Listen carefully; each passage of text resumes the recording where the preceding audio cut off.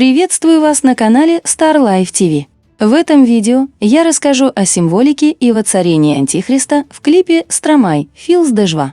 8 марта 2022 года состоялась премьера клипа бельгийского певца Поля Ван Авера, известного под псевдонимом Стромай, на песню Fils de Joie. К настоящему моменту ролик набрал уже более 24 миллионов просмотров. Новое творение артиста довольно странное.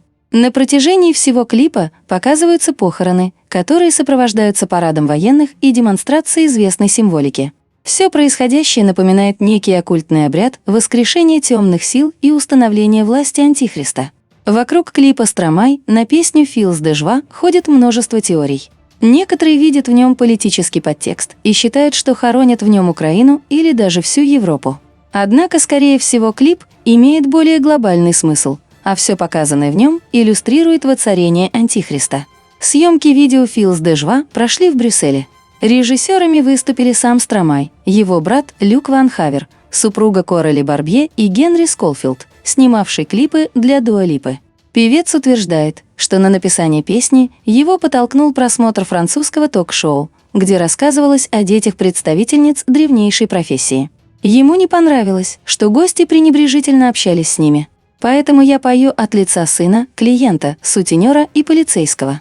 Fils de Joie в своем роде дань уважения этим женщинам, говорит Стромай. На деле же это всего лишь официальная версия, которая представляет собой легенду для прикрытия истинного смысла песни и клипа.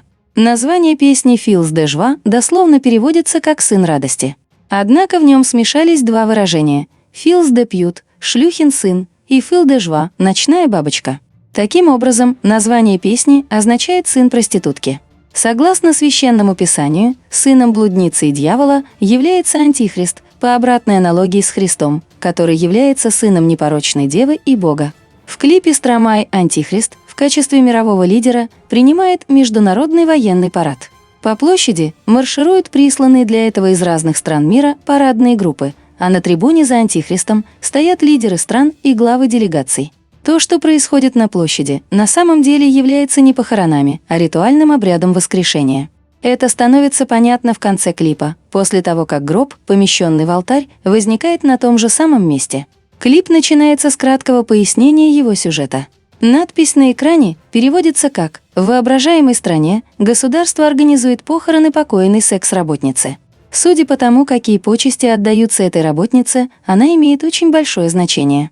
На первых секундах клипа мы видим триумфальную арку, возле которой выстроились военные. Данная локация представляет собой несколько измененную арку Брюссельского парка 50-летия. Главное отличие от оригинала заключается в символе, который можно увидеть на верхней части конструкции. Чуть позже точно такой же символ можно будет увидеть на крышке гроба.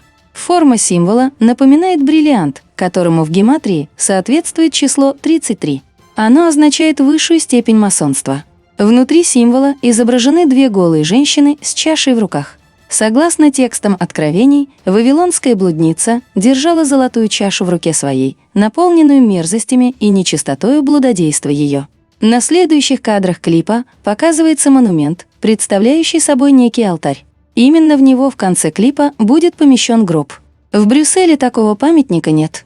Арка в клипе копирует арку воссоединения в Северной Корее. В данном случае может иметься в виду воссоединение материальной оболочки физического тела и души, которое достигается в процессе обряда. Далее в клипе показывается толпа народа, собравшаяся на площади. В руках у них плакаты с портретами женщин. На них изображены разные женщины, то есть хоронят не конкретного человека, а некий собирательный образ. На следующих кадрах крупным планом показывается трибуна и стоящие за ней участники парада. Здесь также можно заметить символ в виде бриллианта. Изначально место у микрофона занимает женщина с косой. Она может символизировать смерть, так как ее часто изображают именно в образе старухи с косой. Кроме того, смерть является последним из всадников апокалипсиса, после которого на земле установится власть Антихриста. В клипе женщина с косой уступает место за трибуной Стромай, символизирующему Антихриста. Далее крупным планом показывается гроб, на котором также можно увидеть символ, по форме напоминающий бриллиант. Следом мы видим трибуну с другого ракурса.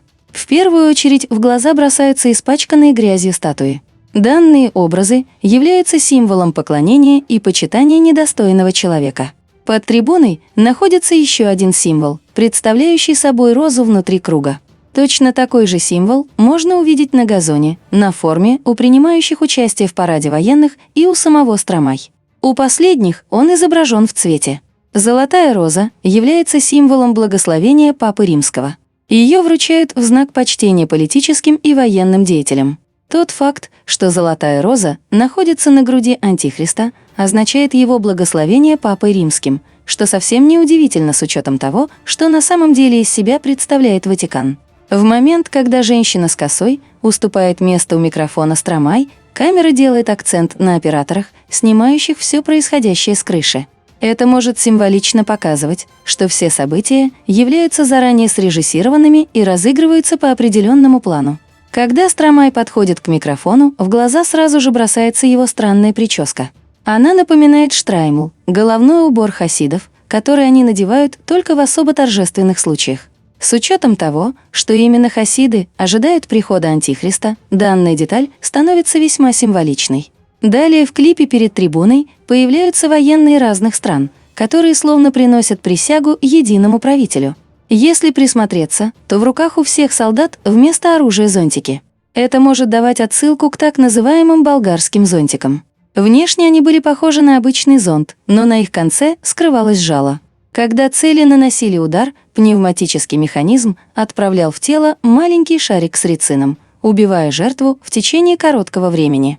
В свою очередь, все это может давать отсылку к модной процедуре иммунизации, прошедшей которую приняли присягу Антихристу. Далее на площади появляется похоронный кортеж. Когда он формирует пирамиду, можно хорошо рассмотреть входящий в него транспорт.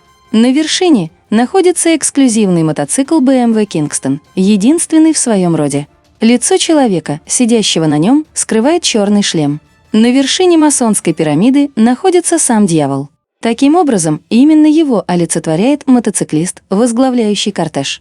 Прямо за ним стоит черный кабриолет, внутри которого сидят седовласые женщины. На одном из моментов 3 из них показывают крупным планом. Еще одна сидит на переднем сидении. Эти женщины могут символизировать представителей королевской семьи Великобритании. Оставшиеся за кадром – королева Елизавета II, остальные 3 – ее дочь принцесса Анна и 2 жены ее сыновей принца Чарльза и Эдварда. Тот факт, что они стоят сразу за дьяволом, показывает иерархию правящих сил в мире. Далее в пирамиду выстраиваются 10 обычных мотоциклов.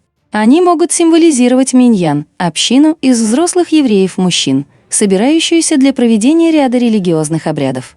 В нее должны входить не менее 10 человек. Именно представители этой нации могут получить высшие степени масонства, а значит подобраться к верхушке пирамиды.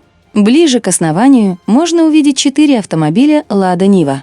Они дают отсылку к России, которая, судя по представителям шоу-бизнеса, занимает немаловажную роль в масонской пирамиде. На одном из моментов транспорт, входящий в кортеж, делает круг почета. Эти кадры могут давать отсылку к кольцам Сатурна и соответствующему культу. Отдельного внимания заслуживает флаг, которым накрывают гроб. Точно такие же флаги висят по бокам триумфальной арки. Изображение на нем напоминает глаз, являющийся символом всевидящего ока.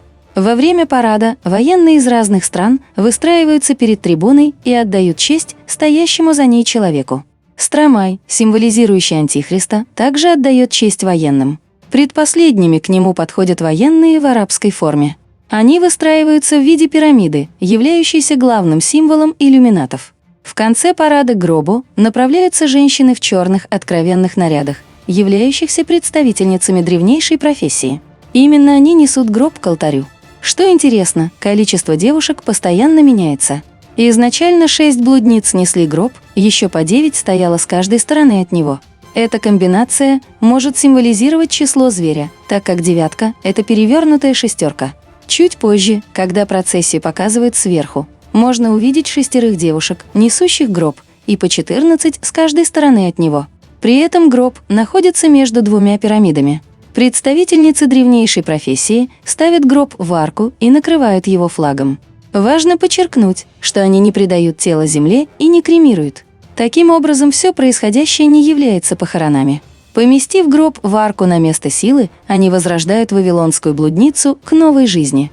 Когда камера переносится на трибуну, возле нее снова можно заметить гроб. Стромай отходит от микрофона, уступая место женщине с косой. Кажется, что сейчас все должно повториться заново. На это намекают и мелькающие кадры, которые словно показывают все то, что было до этого в ускоренной перемотке. Получается, что имеет место некий непрерывный цикл или перезагрузка системы. Заканчивается клип полетом над аркой 9 самолетов, выстроившихся в пирамиду. Таким образом, в клипе «Стромай» на песню «Филс де Жва» показывается воцарение Антихриста и установление им власти над миром.